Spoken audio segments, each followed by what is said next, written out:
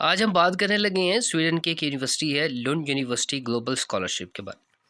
ये university international students को एक ऐसा स्कॉलरशिप देती है कि अगर आप इसमें अप्लाई कर लें तो आपकी जो ट्यूशन फ़ीस है वो सब माफ़ हो जाएगी। ऑल्दो कि यहाँ अप्लाई करने की जो फ़ीस है वो 30 यूरो है, ये आपने जहन में रखनी है। लेकिन इसके अलावा ये यूनिवर्सिटी दुनिया की 100 में से 100 टॉप यूनिवर्सिटीज़ में काउंट होती है। और इस यूनिवर्सिटी का सबसे एक बेस्ट पार्ट ये है कि ये स्वीडन की ओल्डेस्ट यूनिवर्सिटी है। अच्छा, इसमें डिफरेंट प्रोग्राम्स अवेलेबल हैं और जिसमें आप मल्टीपल प्रोग्राम्स में अप्लाई कर सकते हैं। मास्टर्स हो, यहाँ पर आप देख सकते हैं ये bachelors, master studies, bachelor degree studies, master degree, और इसके अलावा डॉक्टरल स्टडीज़ भी अवेलेबल है। ठीक है, ये आपको मेन पेज पे इसके लाने का मकसद ये है कि एक तो मैं यहाँ पर आपको इसके एडमिशन के बारे में थोड़ा सा एक्सप्लेन कर दूँ, एंड प्लस आपको ये बता दूँ कि ये जो लुंड यूनिवर्सिटी है स्वीडन की, ये हर साल ये देखिए ज़रा, हर साल स्वीडिश क्रोने, जो स्वीडन की जो यूनिवर्सिटी है, स्वीडन की जो करेंसी है इसका नेम स्वीडिश क्रोने है। ठीक है, हर साल 20.5 मिलियन स्वीडिश क्रोने जो है ना वो ये स्कॉलरशिप देती है। ठीक है, जो कि बनते हैं यूरोस में 1.7 मिलियन और डॉलर्स में बनते हैं 1.85 मिलियन बनते हैं इन स्कॉलरशिप ग्रांट। लेकिन एक बात आपने याद रखनी है, देखें जब भी कहीं पर भी कोई स्कॉलरशिप अनाउंस होती है ना, तो उसके लिए हमेशा मेरिट बेस देखा जाता है कि क्योंकि मेरिट बेस के ऊपर स्कॉलरशिप दी जाती है। स्कॉलरशिप हर उस बच्चे को नहीं दी जाती जिसके ग्रेड्स कम होते हैं। स्कॉलरशिप हमेशा एक कंपटीशन है जिसमें जिसके ग्रेड्स जितने ज़्यादा अच्छे होंगे उसको उतना ही अच्छा स्कॉलरशिप मिलेगा। अब ये देखें, मैंने आपको बताया कि as a top 100 universities ranked in the top 0.4% of the universities worldwide, Lund University attracts high achieving students globally. The university global scholarship programs acknowledge academic excellence by offering grants to the exceptional students. यानी exceptional से अब आप हिसाब लगा लीजिए कि जिसके grade सबसे ज़्यादा अच्छे होंगे वो जो है ना उसको डेफिनेटली स्कॉलरशिप मिलेगा। अब यहाँ पर ना मैं आपको बता दूँ कि स्वीडन में अप्लाई करने की जो लास्ट डेट थी ना वो 15 जनवरी थी, जो कि गुजर गई है। अब इसका मतलब ये नहीं कि आप एप्लीकेशन सबमिट नहीं करवा सकते, आप एप्लीकेशन सबमिट करवा सकते हैं जो कि लेट कंसिडर होती है।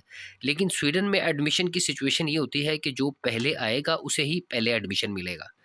ठीक है, अगर कोई एप्लीकेशन रिजेक्ट हो जाती है उसकी जगह उसे उसमें आपको रिप्लेस किया जा सकता है। अदरवाइज़ जो है ना ये जो है ना वो पहले हैं पहले पाई की बुनियाद पे। अब मैं जो आपको चीज़ दिखाने वाला हूँ ना वो ये दिखा रहा हूँ, साइज़ ऑफ द स्कॉलरशिप आप देख सकते हैं। अच्छा जी, साइज़ ऑफ द स्कॉलरशिप से मुराद ये कि स्कॉलरशिप कितना मिलेगा आपको ना, ये देखिए जी,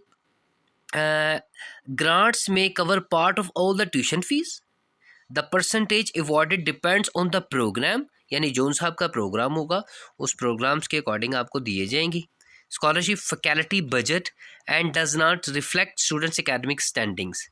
scholarships cover tuition fees only, living cost are not included. बिल्कुल क्लियर कट है। अगर आपको मैं सिर्फ ट्यूशन फ़ीस की मुतल्लिक बताऊँ तो आप हैरान हो जाएंगे। एक नॉर्मल ह्यूमैनिटीज़ की, फॉर एग्ज़ाम्पल मैंने अप्लाई करना था इसमें, तो इसकी फ़ीस थी ह्यूमैनिटीज़ में इंटरनेशनल रिलेशंस में 16 लाख रुपए, जो कि 6 माह की एक सेमेस्टर की फ़ीस थी। अब 16 को आप देख लीजिए, 64 लैक्स बनती है। ये मैंने राउंड करके आपको बताया, 16 लाख से ऊपर है। तो ट्यूशन फीस आपकी वेव हो जाएगी, ये ह्यूमैनिटीज़ की है। लेकिन अगर आप स्टेम सब्जेक्ट्स की तरफ जाते हैं, साइंसेस सब्जेक्ट्स की तरफ जाते हैं, तो उनकी फ़ीस 25, 18, 19 लैक्स पर सेमेस्टर। क्लियर? तो वो आपकी फ़ीस सारी वेव ऑफ हो जाएगी, जबकि लिविंग कॉस्ट इसमें ऐड नहीं है। वो एक अगर आप जॉब कर लें तो उसमें वो कवर हो जाती है, कुछ में कोई मसला नहीं है। ठीक है, इसके ऊपर मैंने सारी रिसर्च की हुई है। इंपॉर्टेंट नोटिस, अच्छा जी, must still meet the Swedish migration जैसे requirement by the funding their living expenses independently. ये एक अलग चीज़ है। लेकिन आपको जो मैंने चीज़ दिखानी थी वो, अच्छा जी, रिक्वायरमेंट कंडीशन की तरफ अगर हम देखें तो रिक्वायरमेंट कंडीशन में आप देख लें, जो मेन जो चीज़ है ना, एक तो आपको ईयू से बाहर का आप होने चाहिए, नहीं कि आउट ऑफ यूरोपियन यूनियन होने चाहिए। ठीक है, और फिर उसके बाद आपके परसेंटेज बड़े इसमें जो है ना वो फॉल करते हैं। अब मैं आपको एक चीज़ दिखाता हूँ, यहाँ पर ये देखें, bachelor program development studies, mathematics, physics, and physical geography.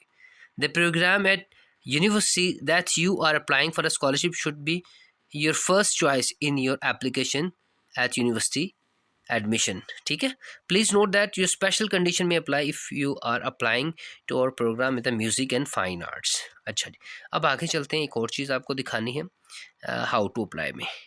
Applying for the studies require for the scholarship eligibility, उसमें आपको जो चीज़ हो आपके पास होनी चाहिए। The scholarship portal is separate from the national programme application, एक अलग है। जब आपको एडमिशन लेटर मिल जाएगा देन आपने अप्लाई करना है। उसके लिए जो डॉक्यूमेंट्स आपको रिक्वायर्ड हैं उनमें आपके स्कॉलरशिप मोटिवेशन लेटर, कि आपको स्कॉलरशिप क्यों चाहिए, आप इसके लिए एलिजिबल हैं या नहीं, आपने बताना है। सबमिट योर एप्लीकेशन, ठीक है। The 2025 round close on 16 Feb. When the next application rounds open, you will find a link to application portal with the detailed instruction on this page. ठीक है। अच्छा, selection process based on the academic merits, this is very important कि आपका जो selection जो base है ना वो मेरिट पे होगी। ये आपने क्लियर अपने माइंड में रखना है। ये कोई 60-70% पे आप हैं तो आपको स्कॉलरशिप मिल जाएगा, this is not possible. Definitely जिनके सबसे ज़्यादा अच्छे ग्रेड होंगे उन्हीं को ही मिलेगा। अच्छा, स्कॉलरशिप रिजल्ट जो है ना ये भी बाद में अनाउंस होगा जब सारी एप्लीकेशन आ जाएंगी। लास्ट अपडेटेड 16 जून 2016, यानी कि ये आज क्लोज हो चुका है, जो कि मैंने आपको पहले बताया। लेकिन आप इसमें लेट एप्लीकेशन सबमिट करवा सकते हैं after announcement of the admission. तो ये थी स्वीडन की यूनिवर्सिटी ऑफ लंड, जहाँ पर आप अप्लाई कर सकते हैं स्कॉलरशिप के लिए और आपकी पूरी फीस वेव हो सकती है। स्वीडन में पढ़ने का एक बेहतरीन फ़ायदा ये है कि आपको डायरेक्ट पीआर की तरफ लेके चले जाते हैं। इंशाल्लाह नेक्स्ट अपडेट्स में मिलेंगे। Thank you so much for watching.